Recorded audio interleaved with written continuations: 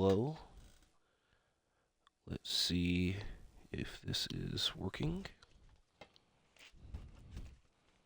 Because we got a bunch of crap to go through. I didn't mean to say crap, but I did mean to say the S word, but I did better not saying that. It doesn't matter. Let's see if this is working.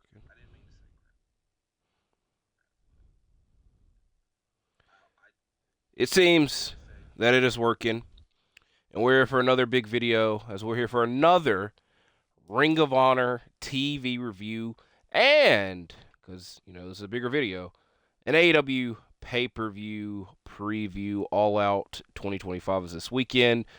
Before we get into our preview of that event, we'll be talking about Ring of Honor on Honor Club episode number 133. We're back to the TV review after last week's dwelling into Action Dean 3, so it was a proper TV review, but an ROH review nonetheless. I'll go ahead and apologize off the rip, because if you watch that review, my allergies were kicking my ass. They kicked my ass a lot more this week. Granted, I will say that today I feel very well, but I do have some water in front of me when it is needed, because I'm fairly certain that it will be. But like I said, we're here for Ring of Honor TV review, episode 133. Then we're going to get into our All Out 2025 preview. Let me go ahead and get a sip of water, and then we'll get into the review portion. So, here we go. I will say this, again, off the rip. Normally, I'm making it more difficult than I need to.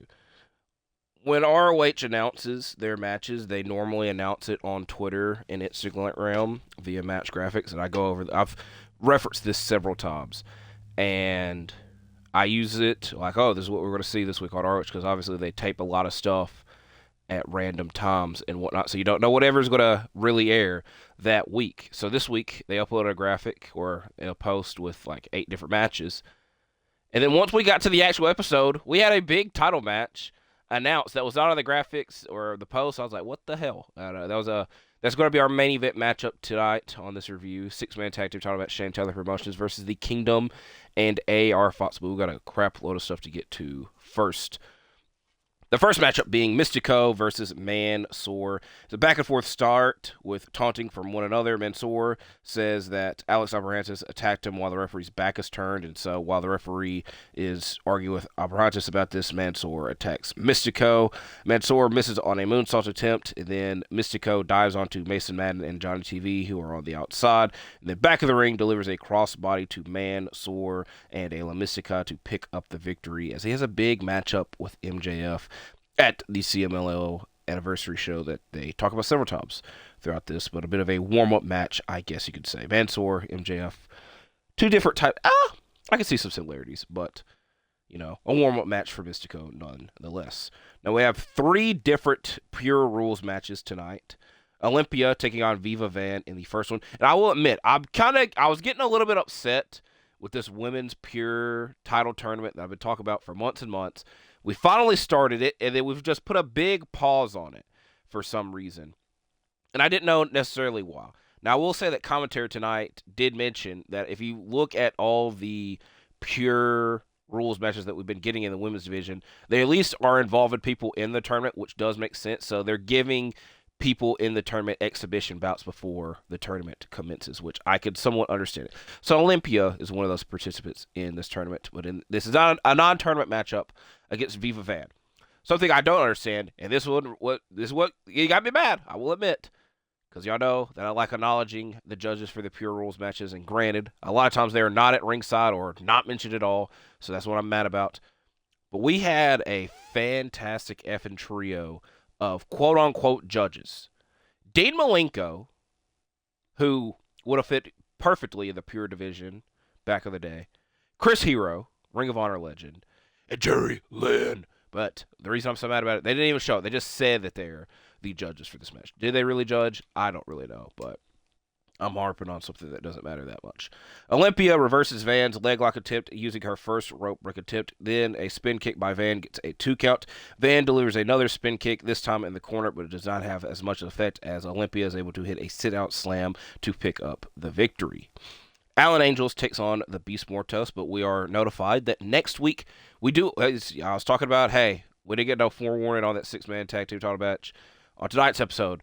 Next week, going into it, we already know that we're getting a title match because LFI, Sammy Guevara, and Roosh defend their Ring of Honor Tag Team Championships against the Von Erichs in a matchup with a lot of stakes. So LFI member Beast Mortos takes on Alan Angels up next. There's no Code of Honor, as it is a Beast Mortos domination, starting off with a Mortos shoulder tackle, a big lariat, and a pop-up Samoan drop that leads to Mortos picking up the victory. Next matchup is actually a pretty good matchup and is in the thumbnail of the video more than likely. Pure Rules matchup, Katsuyori Shibata taking on Matt Mako. Grounded submissions early on, mainly from Shibata. We get a figure 4 leg lock by Shibata that Mako reverses, and obviously in a figure 4, when you flip to the other side, it reverses the pressure. So they go back and forth, figure 4, reversing it, etc. And this leads to Mako eventually grabbing the rope and using his first rope break attempt. Shibata's armbar is turned into a Mako roll-up and then to his own armbar, with Shibata turning that into a leg lock. They uses Mako's second rope break and then quickly does it again using his third and final rope break as Mako's then put into a slipper hold and hit with the penalty kick, leading to Shibata picking up a victory. Probably my favorite matchup of this episode. Now, we'll admit that this next matchup was actually good as well. A mixed tag match, a rarity in the world of ROH. Wheeler Yuta and Marina Shafir representing the Death Riders taking on Man Like Dreas and Aaliyah James, with Dreas making his Ring of Honor debut in an impressive showing. Now, as an immediate start to the match, once all are in the ring, no Code of Honor, which I didn't expect it from the Death Rider members. Dreas and Yuta are the first two legal competitors, with several stomps in the corner by Dreas early on. Big kicks by Shafir once she tags in. Dreas hits a 619 at one point when he tags in a rolling cutter as well, but Shafir tags back in. Obviously, in mixed tag rules, the women have to compete against the women, the men have to compete against the men, so James did not really fare well when she was going to get Shafir. And Shafir applies the Mother's Milk sleeper hold while Yuta hits the Busaiku knee at the same time, giving the Death Rider members the victory. Now, the next matchup was supposed to involve Lance Archer, but we see him backstage beating the hell out of three different people at least, with Rocky Romero standing next to him counting cash. Now, if any of those people were supposed to face Lance Archer, I imagine one of them was. Point being, Lance Archer doesn't have a match because he just beat the hell out of three people backstage. Beef tries to beat him up, and it doesn't fare well. So, Lance Archer's matchup actually does not end up happening. But the next matchup is Satnam Singh versus CPA. CPA is a lawyer, which we surprisingly have two lawyers in Ring of Honor. I'm counting Smart Mark Sterling. But CPA is a lawyer. And the most notable thing that came from this matchup is that he was wearing a clip-on tie, and the commentators are like, you got the whole get-up on, but you got a clip-on tie. And Satnam Singh won with a choke slam. I spent a lot more time talking about a clip-on tie than the actual matchup, but there was not that much to talk about with it there. Now, we had three different vignettes. One was from the Premier Athletes saying that they will have a matchup next week.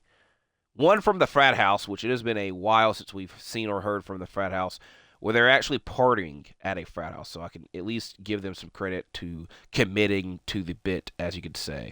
So there's that. And one from QTV, which a lot of people hated QTV back in the day. And they so much hated, they're like, let's just do it in Ring of Honor.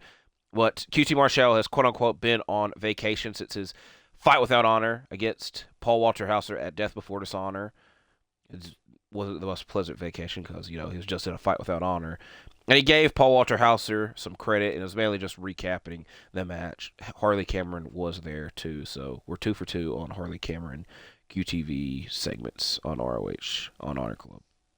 Tournament matches to talk about. Next one being the last of the 3 Pure Rules matches I discussed. Yuka Sakazaki, who again is in the Women's Pure title tournament, taking on Janani Kai. We got a drop kick and dive to the outside by Yuka, with Yuka using a rope break, escaping a sleeper hold in the ring. Yuka does the same thing as well to her, and then hits a hammerlock spinning slam to pick up the victory, which if it has a finishing name, I don't know it. I apologize to Yuka. I talked about it early on already, but we're here for our main event matchup. We had 8 matches. It was supposed to have 8 matches.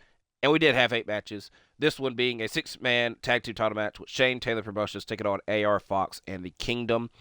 Another reason it might have been set up this way is on last week's Action Dean show, Shane Taylor was frustrated that he didn't have a match on the show and demanded to have a match, so the show ended on an impromptu main event of Shane Taylor versus AR Fox. So we kind of had somewhat of a similar situation here. There was a segment where the Kingdom said that they would have AR Fox's back if it was needed, and look where we're at. It was needed because, they got a 6-man tag title shot out of it. So Bravo and Bennett start the match off with Shane Taylor Promotions trapping Bennett in their corner. He eventually fires out and tags in AR Fox, who lands a dropkick into a rolling cutter. We got a Spicoli driver, running knee, and 450 splash from the challengers that gets a 2 count. And then another AR Fox 450 splash with Dean breaking up the pinfall. Then Shane Taylor hits a right hand and a double curb stomp by the infantry, leading to the Shane Taylor Promotions having a successful title defense and ending this episode of ROH on Honor Club. It was an hour-long episode, and I will admit we got a lot effing done in this hour of ROH TV, and not really much to complain about, I will say. So if you got the time, I would recommend that you go seek this episode out. But if not, A, you already know what happens because I just told you all. And B, it's a busy weekend. It's a busy time period. I can understand not having the time for it. As now, we are here for our all-out 2025 preview. Now, I will say this, and I know I'm a head ass on this. I apologize.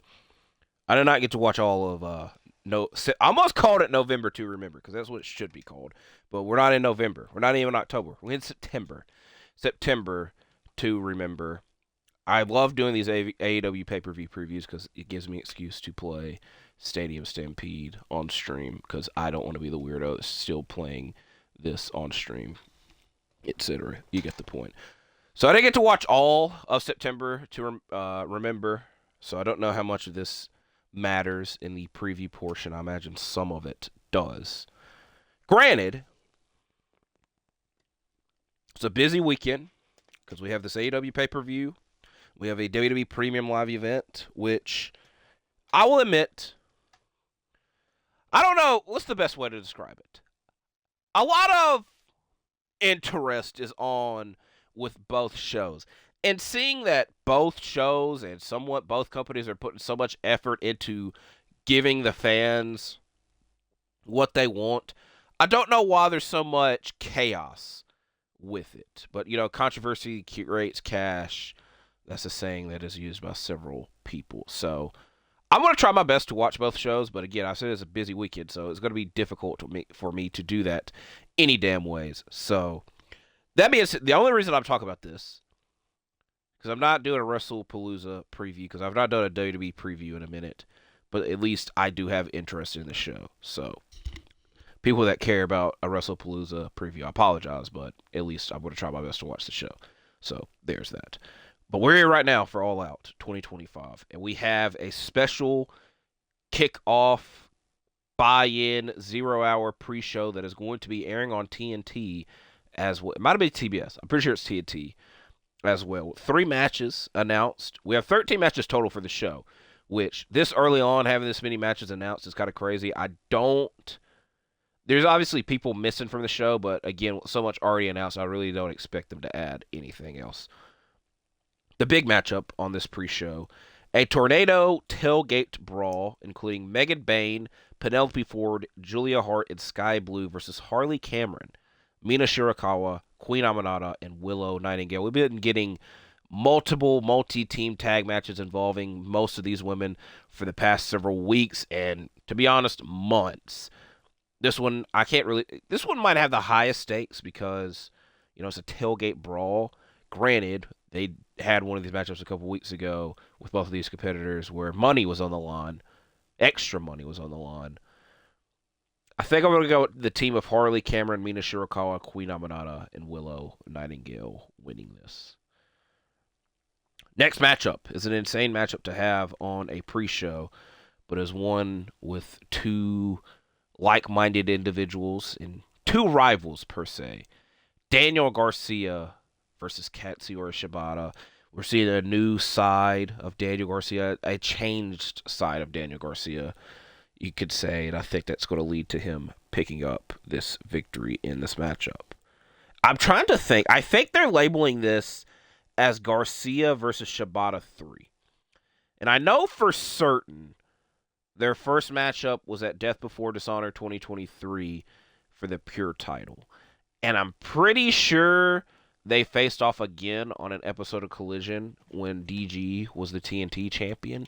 But I'm not 100% certain with that. So I'm pretty sure this was labeled as their third matchups. And I'm a big fan of trilogies, especially ones where it's 1-to-1.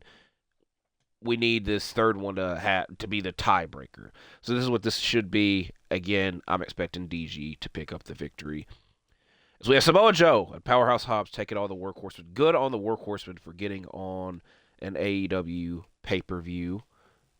I wish I could say I won't lie to you. I don't even know if they've been on ROH pay-per-view, which is actually kind of bullshit for as much as ROH they've been on that I've covered. But that doesn't really matter in the grand scheme of things because I'm picking Samoa Joe, Powerhouse Hobbs to win. Probably one of the most exciting. You know what? The good thing, again, there's a lot to discuss with this show and this weekend. Probably the thing I'm looking forward to the most, as you can see on the screen, the return of Eddie Kingston. It's been over a year since we've seen the Mad King. He should have a lot to say and do in his return bout. Granted, it is very weird that it's going to be against Big Bill, but I'm not going to complain about seeing Eddie Kingston back, and I expect him to pick up a victory in his first matchup back. Because I thought, if we're being honest, I very much thought he would come back, and because we've seen the Death Riders and Gabe Kidd have an alliance, and the Young Bucks, which the Young Bucks and Gabe Kidd were the people mainly responsible for his injuries. And so with those people being aligned, you would have thought he would add some type of connection there. Granted, it's not like impossible for it to not go down that route at some point. It also reminds me of this, and this is something that has bothered me for years. It's just something that is funny and somewhat similar. Remember when Daniel Bryan was retired in WWE, and then he came back? It was a joyous moment at WrestleMania 34. Again, very weird. Shane McMahon, Daniel Bryan versus Kevin Owens and Sami Zayn. But then he was back to a full-time performer, and the first rivalry he was in was against Big Cass, and it went on for like 2 months. I feel like I'm not the only person. Look, I will admit that Big Bill, I almost called him Big Cass. I also called him W.M. Morrissey. He's got a lot of effing names. I don't understand whose decision that was to make that and why they did it, because I would have rather seen Daniel Bryan doing anything else. It's so weird at the time, and I'm just reminiscing on it now, because it's somewhat similar to this, but at least, again, Big Bill has grown as a performer and a competitor since then, so good on him there. That being said, we root for Eddie over here. I'm expecting Eddie Kingston to win. Trios matchup to talk about next.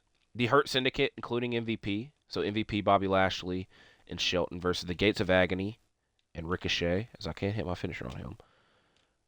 Hurt Syndicate very rarely lose, so I'm going to pick them to win this matchup. Might be a quick matchup, because again, this is going to be a long show.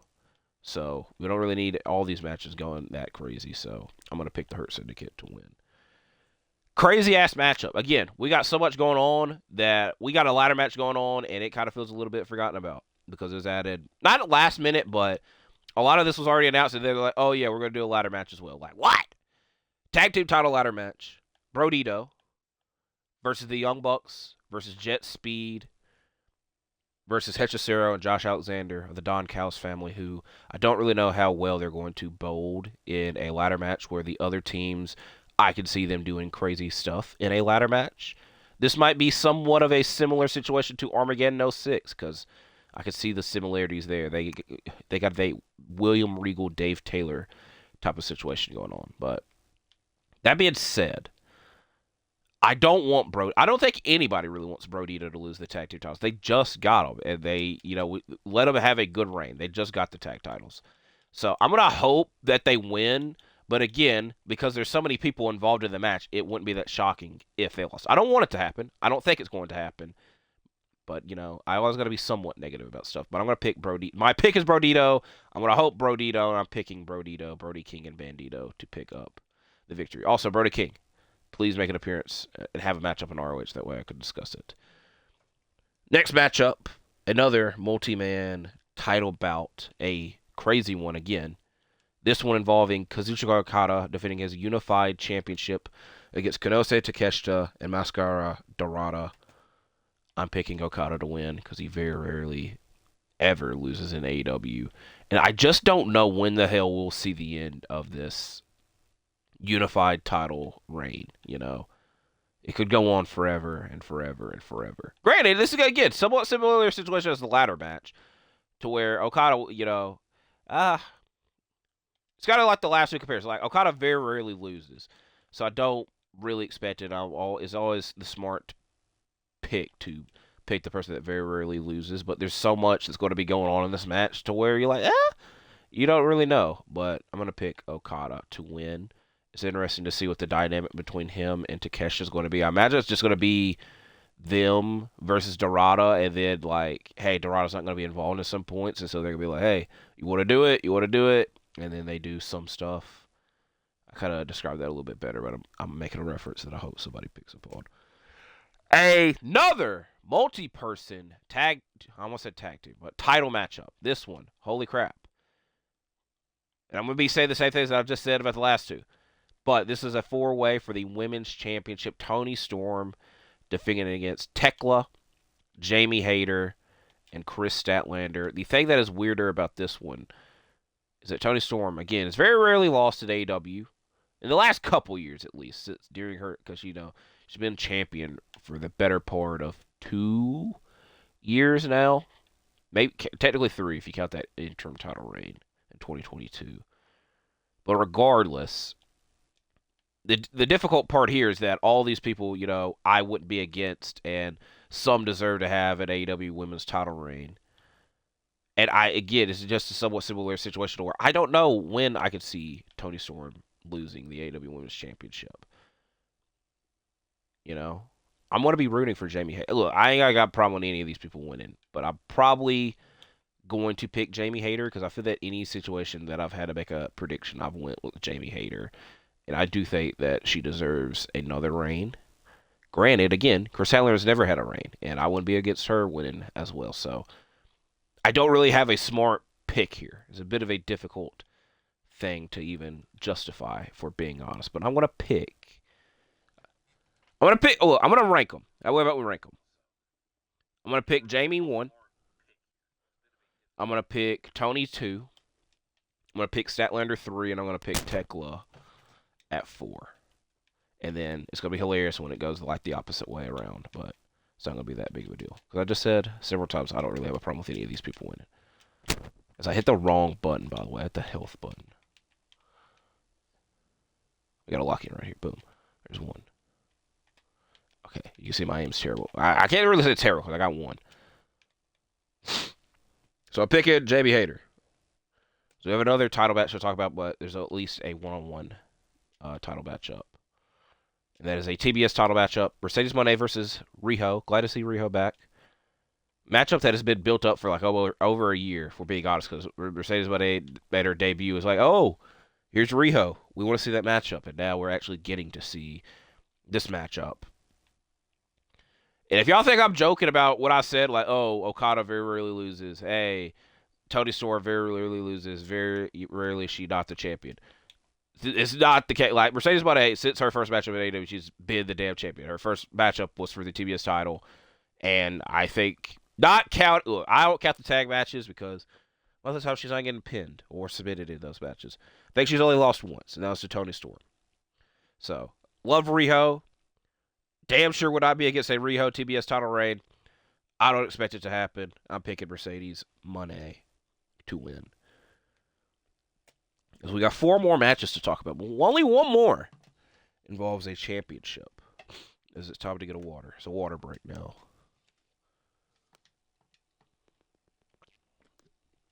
High stakes matchup. For the AEW World Championship, Hangman Adam Page defended against the TNT champion Kyle Fletcher. I've said several times that I don't hate Kyle Fletcher. I don't have a problem with Kyle Fletcher, but I do feel that people say a lot about Kyle Fletcher that I don't agree with. And it's kind of a bad time for me to say that because you're probably thinking I'm referencing Stevie Richards, and I'm not. I really ain't. I'm not. I think my main issue here, and I'm going to go off on a side tangent that I don't really want to, is that when people win the AEW World Championship, and I will say that I've done this myself as well, and then I've tried my best to stop it. I think that I have really in this situation. But when people win the AEW World title, people go and say, this guy's going to be the next world champion. I'm going to say a name that might ruffle some feathers, but when CM Punk won the AEW World title, so many people were like, MJF's going to be the next world champion. When MJF won the world title, people were having a hard time saying who was going to be the next world champion. Who should it be? Who should it be? No one expected it to be Samoa Joe, and that made that moment feel a bit special. Granted, it felt weird as hell because it was a weird-ass time period in AEW. But fast forwarding, with Swerve, so many people wanted Danielson to be the next world champion. Some, a little, wanted Hangman. Now, this last title reign, with Moxley, it was like, Darby needs to be the next world champion. We need Darby as world champion. We need Swerve as the next world champion. We need it right now. We need the title change to happen. So, Hangman won the world title. Again, it was a joyous moment. And it kind of, in my eyes, my circle, what I was seeing from some of the AEW fan base, because I don't want to lump everybody together, but some of the AEW fan base was Kyle Fletcher should be the next world champion. He's going to be a future world champion. He should be the next world champion. And again, I find that a bit crazy considering he was going for the TNT championship, and we kind of all knew, wink and a nod, he's going to become TNT championship. I know a lot of people got freaked out at All In when the four-way match happened and he didn't win. And that was it's a whole funny situation looking back at it now. But my point is, we're getting this matchup of Kyle Fletcher challenging for the world championship. And again, I'm just not the biggest Kyle Fletcher fan. I'm not a big Kyle Fletcher fan compared to this whole circle that I'm talking about that has been pushing for him to be world champion for almost a year now. And now we're in a situation to where it could happen, and I feel it's hindering on Hangman a little bit. And again, my point is, let Hangman have his damn reign. This is what happened the last time. The first time he was world champion. We were trying to push the world title to somebody else. We were trying to push it on the CM Punk, Let Hangman have his reign. When it gets stale, which I shouldn't have said that like that. If it gets stale, which, again, I hope it doesn't go that way. I don't think it's going to go that way. And his first damn title reign wasn't stale or whatnot. I liked Hangman as world champion then, and I damn sure like him now. I'm picking Hangman to win. I kind of, again, wish that they weren't doing this match so early, and we could have waited a while. That way, I could see and get behind Fletcher being world champion now. I just, my point is, I'm not the biggest Fletcher fan. A lot of the majority is and are pushing him to be the next world champion, the next big thing, the next blah, blah, blah. And I'm not behind that. And I feel that not being in the majority makes me, feel different, as I probably should. Point being, I'm picking Hangman to win, and I hope Hangman wins, and he should effing win. That's my point. And also, again, so many times we've seen people win the world championship in WWE, mainly in this situation, and the things that I'm talking about in AEW, to where they win the world title and we worry about who the hell's next instead of who actually is the world champion. And I kind of wish that would stop because it's been going on for years, and I've been seeing it a lot lately. Also, if Kenny Omega can ever come back healthy, I do think that a Hangman Kenny matchup for the world title, because again, I told y'all earlier, I like the trilogy bouts where it's 1-1, high stakes, you don't know who's going to win. I like those matchups. The issue here is I'm fairly certain Hangman would win because I don't necessarily see Kenny getting another world title reign. I'm not against it, I just don't see it necessarily happening. But they kind of somewhat, I'm not going to say they teased it, but they kind of threw that scenario out there when they teamed up and reunited, as I just freaking got hit by the cart. But there's that. So I went a whole big long tangent explaining to why I want Hangman to win, because I feel that so many other people are going on to tangents on why Fletcher should win. So I'm in a different situation than the other people. So there's that. So we got 3 more matches, and again, none of them are for titles, but all are for high stakes, I should say. The first would be a tables and thumbtacks matchup, which I imagine this is the first time of this matchup. Came from the mind of Mark Briscoe, which we should have more thoughts and more creations from Mark Briscoe. But Mark Briscoe taking on MJF once again. And I've been going on this route of this person never loses, etc. Granted, last time we did AEW pay-per-view predictions, MJF lost. I'm picking Mark Briscoe to win. I want Mark Briscoe to win. You know, this is more of a matchup where I'm picking with my heart and not my brain. So I'm picking Mark Briscoe to win this matchup. And MJF has a big matchup with Mystico this weekend, to where it's not completely like, oh, Mystico's going to win this matchup. It could, you know, it's kind of a coin flip bout, if I'm being honest. But I want to hope Mystico wins that, and it's like less than 24 hours that he's going to have to go and face Mark Briscoe in a matchup he's not going to be familiar with. So I'm going to pick Mark Briscoe to win. And again, it's mainly me picking with my heart and not my brain. As the next matchup, a coffin matchup. Darby Allin versus Jon Moxley. Almost a year in the making. It is weird because, A, this matchup should be an exploding barbed wire death match. I know that, you know, hopefully if you were watching the beginning of the video where I did that exploding barbed wire death match, granted, I had to do that. There's not a casket match in this game. Coffin match, casket match in this game. So I had to do some crazy stipulation for that. But I feel that someday AEW needs to redeem themselves on their first debacle of that. And I feel that these are the 2 men that could deliver it and perform it and help with that the best. And again, their rivalry's been going on. The situation that they've been in has been going on for over a year. Granted, Darby was gone for like 6+ months. So I couldn't say, you know, so it's ought to get off again. My issue, it's not really an issue, but the thing is, Darby has not beaten Moxley. That's the part that we're waiting for, is for Darby to finally overcome everything and beat Moxley. And we've been thinking this again for over a year. And I just think this is going to be a situation to where Moxley wins. And again, this is the weird part. So many people think that this is Darby's match, as it used to be, because he was undefeated and he's been in every coffin match. I think I'm pulling this shit out of my ass, but fairly certain he's been in every coffin match in AEW. He went against Ethan Page and won. He went against Andrade and won.